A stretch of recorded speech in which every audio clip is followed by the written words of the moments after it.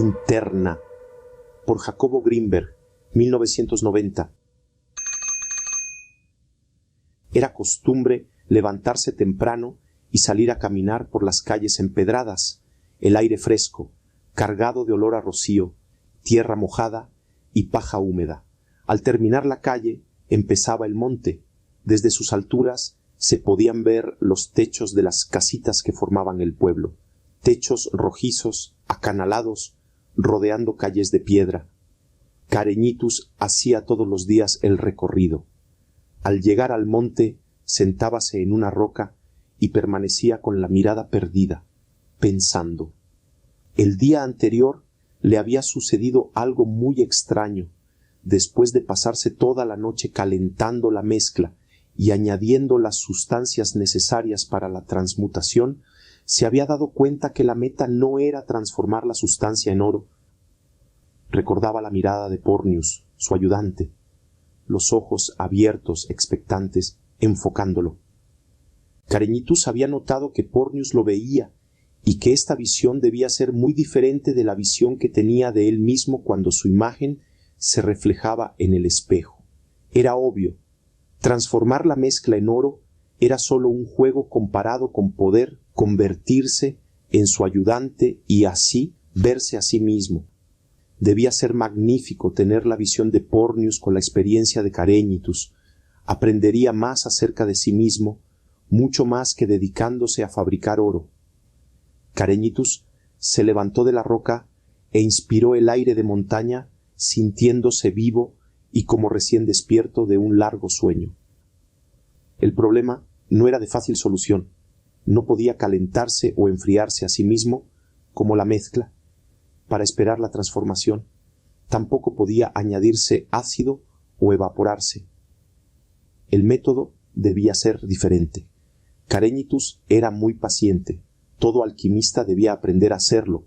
De otra forma no se conseguía nada. Por ello no le asustó la perspectiva de tener que esperar mucho tiempo antes de encontrar la solución. Primero se le ocurrió que para verse a sí mismo con los ojos de Pornius debería conocer bien a éste. Durante 2 años, el ayudante sufrió el más completo interrogatorio de que se tenga noticia, pero sin ningún resultado. Más adelante, Careñitus tuvo una idea. Se sentaría frente a su espejo metálico y trataría de ver sus propios ojos. Esto seguramente acercaría el momento. Pornius no podía entender cómo alguien era capaz de pasarse tanto tiempo frente a un espejo. Empezó a dudar de la salud de su maestro y a pensar, como el resto del pueblo, que Careñitus se estaba volviendo loco. Después de 1 año de estar frente al espejo, lo único que Careñitus obtenía era un descomunal dolor de cabeza, por lo que abandonó ese método. Cierta noche, Careñitus tuvo un sueño. Vio a Paracelsus llegando a su laboratorio con un gran matraz en las manos. Careñitus sabía que Paracelsus era el más grande alquimista de todos los tiempos. Por ello se atrevió a preguntarle el significado del matraz. Paracelsus lo miró a los ojos y, con un movimiento finísimo, dejó caer el matraz al suelo haciéndolo añicos. Careñitus se despertó sudoroso. Todo acto de Paracelsus tenía un significado profundísimo. Haber destruido el matraz, aunque fuera un sueño, era una enseñanza que debía tratar de entender. Durante 10 días, Careñitus vivió en la montaña meditando en el sueño. Pensaba que al haber destruido el matraz, Paracelsus había querido decirle que aunque la alquimia era sólo un camino, debía recorrerlo completo antes de llegar a donde quería. Que una vez recorrido, podría destruir la herramienta, pero no antes. Era muy obvio. Interrogando a Pornius o mirándose al espejo no conseguiría nada. Debía volver a su trabajo. El fuego ardía. Llevaba 7 años encendido y no había ocurrido nada. Careñitus estaba llegando a un grado tal de desesperación que sentía que iba a explotar. Había buscado durante 10 años y no había ocurrido absolutamente nada. No había logrado oro, ni tampoco se había autotransformado. Careñitus tomó un hacha y empezó a destruir el trabajo de toda su vida.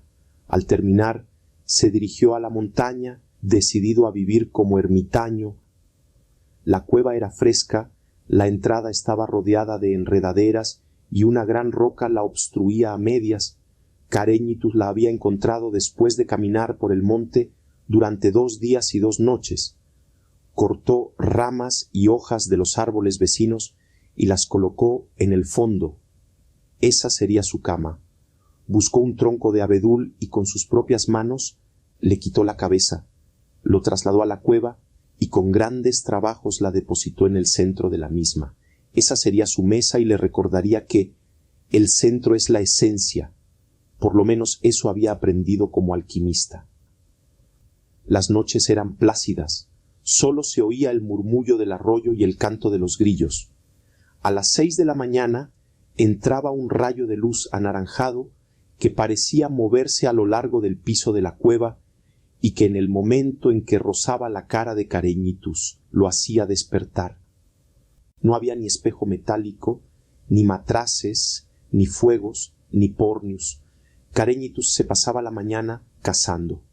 Cuando el sol indicaba las 12 y la tierra se caldeaba demasiado, volvía a la cueva con sus presas y se preparaba un almuerzo. En las tardes se sentaba junto al arroyo y tiraba piedrecillas observando las ondas que se formaban y chocaban unas contra otras. En el pueblo de Teniev se comentaba la ausencia de Careñitus. Algunos decían que en uno de sus experimentos se había evaporado, otros pensaban que, en su locura, se había tirado a algún abismo. Solo Pornius sabía que su maestro había ido en busca de su imagen. La tormenta era furiosa. Careñitus nunca había visto cosa igual. Los truenos hacían vibrar el interior de la cueva y la luz de los relámpagos parecía incendiar todo su cuerpo. Se vio las manos llenas de cicatrices y marcas provocadas por el fuego, los ácidos y el agua regia. La tormenta las pintaba de un violeta eléctrico. Se tocó la cara. A pesar del frío sudaba. Sus manos empezaron a temblar. Careñitus sintió que el estómago se le contraía. Había oído a otros decir que el miedo hacía sudar, temblar y contraerse el estómago. Pensó un instante y se dio cuenta que por primera vez en su vida sentía miedo. Es una sensación desagradable, pensaba. Está dentro de mí como una sanguijuela pegada a mi estómago. No puedo creer que sea causada por la tormenta. Es solo un fenómeno natural. Careñitus temblaba, se recostó en su cama de hojas e intentó dormir, pero no pudo. Era demasiado intenso, mucha luz, mucho ruido, mucho frío. Recordó a Paracelsus y le pareció ver la caída del matraz y su destrucción en el momento de tocar el suelo.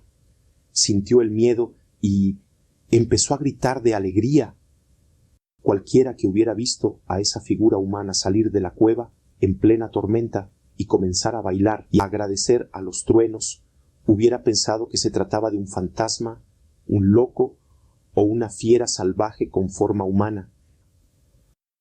Careñitus agradecía a la lluvia. Nunca había sentido tal alegría. Su deseo de verse a través de los ojos de Pornius había desaparecido.